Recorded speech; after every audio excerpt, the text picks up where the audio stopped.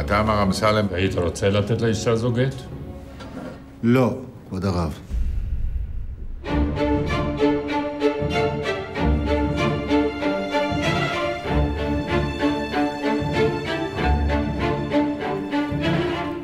בכל מקום מתוקן, כשאיש מקבל זימון לבית דין, עליו להתייצב.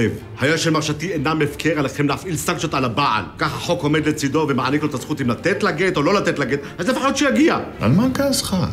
אנו זימנו וזימנו. מה עוד נוכל לעשות? את כל מה שעומד לרשותכם על מנת לגרום לו לבוא.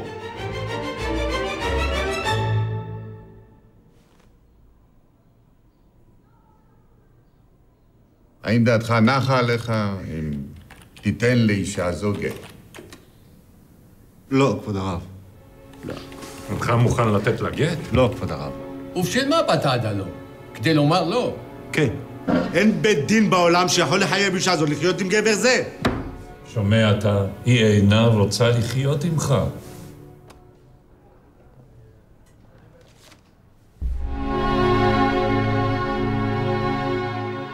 הוא שונא אותי, כבוד הרב. כל מה שהוא רוצה עכשיו זה רק לראות שלא יהיה לי טוב בהמשך.